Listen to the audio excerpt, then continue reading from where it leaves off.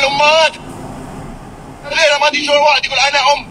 تجيب عيال وبكل وقاحة تقطع عيالها عند الخدامة، توكلهم، تشربهم، تلبسهم، تدرسهم، يمكن حتى توديهم المدرسة. ودور الأم شنو؟ يا تبرى البيت ويا رفيجاتها من كافيه لكافيه، من مجمع لمجمع. والله انا بشتي صبغ اظافر، والله انا باك اب، اروح مكان تفكر بنفسها، ما تقول انا عندي ذريه، في ناس تتبنى الذريه، هذه امانه نعمه من رب العالمين. جننتوني والله حط قلبي بيطلع من حلجي هني، حرام عليك حرام عليك. بس كيف عرفتي؟ نقرقاري جوار وسلكين كان كنا درابة دي كاني جواروني سويتها اسمك أراس كيما بس اسكيما براس كيسا اتشلتي የምታውቋት ካላችሁ ኦሮምኛም ታወራ ሙጫይ ሰተት ሙጫ አጋሮዳ ገርጋራ ዱጋረቢ አኒስ መነነ መንጅራ ጋሩ በከቴ ሰናንተ ዱጋር ብቹፊ ዋን ሄዱ ነማገድሽሱ dhaggeeffatanii sagalee namtichaa jechuudha. Waan namni xiqqooshii keessatti hubatee beeku jecha inni jedhe kana jecha sirrii dubbatee jechuudha. Maaliif numatu isaan jiraachisa malee dhugaa dubbachuu fi isaan ofii isaaniitiif mana yaaduma qabu malee waa takka intini jedhanii jiraatan jechuudha. Amma akkuma argaa jirtan micciyoo tana fuuteetu alatti baastee gattee akka malee biyya kanatti dhugaa dubbachuu fi maayyuu yoo ta'e yeroo ammaa kanatti isaa dhugaa dubbachuu fi dhiyeenya kana ijoolleen Itoophiyaa irraa dhufan nama lamaadha kan du'e balaa atiin egar malee dabalee jechuudha. Dubaay keessatti ijoolleen jirtan dhageessan yoo ta'e isa baay'ee kabbaadidha. Mucayyoo tana immoo fuutee alatti baastee gattee guyyaa lamaan ala bulee jette. Ilaala dhugaa dubbachuuf waan baay'ee nama gaddisiisu. Isa ilaala agalii ishee jechuudha. Kanaaf inni jechi sirrii dubbatee waaqayyoon umurii isaa dheeressu keessattuu osoo akka dubartootatti dhugaa dubbachuu fi manuma arabaatu humtoon hojjetu ijaa isaan jiraniif ijaa xiqqoo ishee warra dhiiraa wayyaa beektanii dubartiin baddu dhugaa dubbachuuf anirree dubartiidha garuu immoo dubartiin baay'ee baddu akka taatanii beektu warra dhiiraa namni yaadus namni walqixxee yaadu akkuma bifa garagaraa qabnu yaadanirree waan garagaraati jechuudha. namoota hedduun amma dhiironnis nama badaatu jira nama tolaatu jira namoonni hundi akka namicha kanaatti yaadaa osoo hin taane namni akka madamii ta'us hin jira beektanii amala isheetiin kan wal fakkaatus kan qabu hin jira abba manaa fi haadha manaa laga tokko waraabu jedhu miti kanaaf amala akkashii kan qabu siin dhabamu garuu immoo jecha inni dubbate kana dhaggeeffattan yoo ta'e jecha bakka dhugaa dubbachuuf yeroo hunda keessa kiyyatti yaadee dubbachuu osoo kaddaman hin jirre waa takka dhugaa dubbachuu fi isaan mindawum ani maal jedhe akkan dubbadhu beeku garuu immoo waaqa biratti booda wal gaafachuu hin dhiisanii osoo akkanatti hojjettu osoo saraatanyaa waa hunduma ishee dandeessu osoo ijoollee ishee nyaachistu osoo mana ishee qoshaashaa hartuu fi osoo tsidaatiitti gootu osoo kaddama malee injiraatiin guyyaa takkaayyuu dhugaa dubbachuuf saraatanyaan bira hin jirtu taanan mana akkaataa isaan godhan ni beektu. Gin akkasitti yaadanii beektanii gaafa shin bira baate bichaadha kan itti dhaga'amu malee gaafa saraatanyaan bira jirtu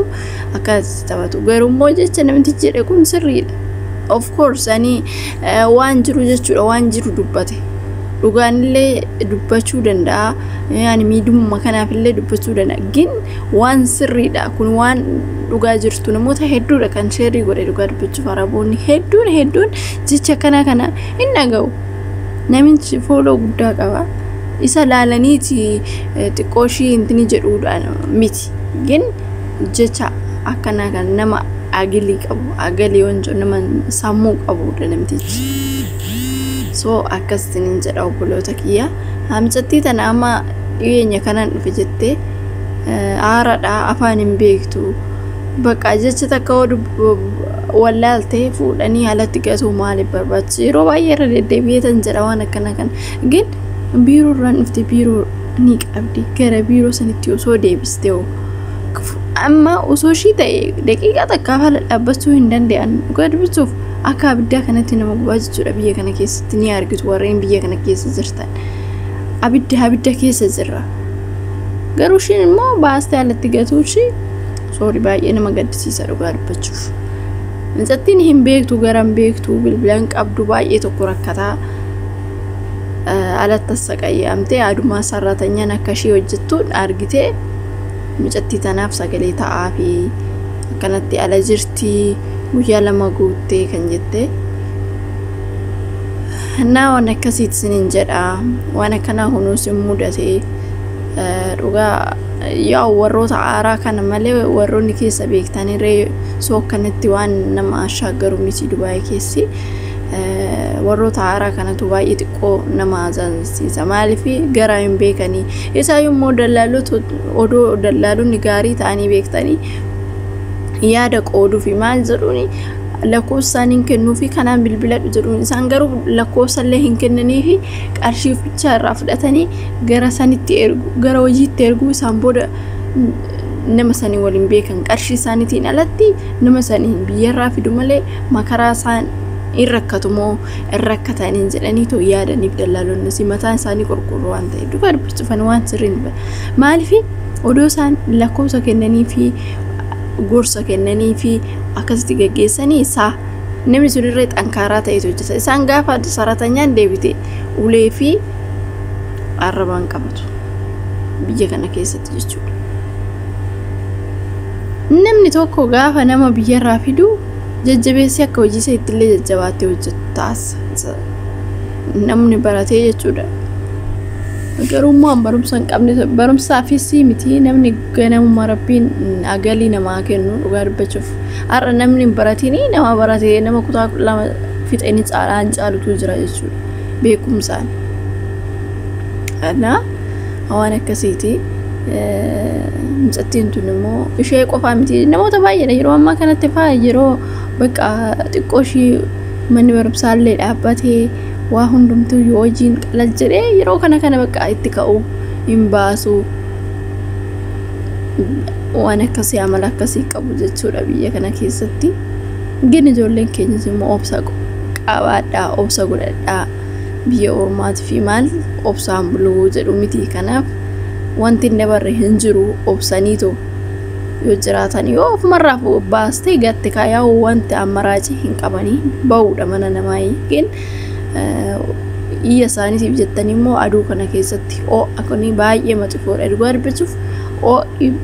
biyya kana keessa jiru nama abidda keessa jiru jechuun hin danda'amu kanaaf kanarratti gadi ba'uurra immoo xiqqoo achumatti taaggees wayyaa siniin jechuun barbaade waan akkasiitii egaa obboloota keenya rakkina keessa jiran rabbii rakkina keessaa isaanaa baasu hedduu takka dhugaa dubbachuuf jajjana wallaalchisee dhugaa dubbachuuf yeroon ishee argu alatti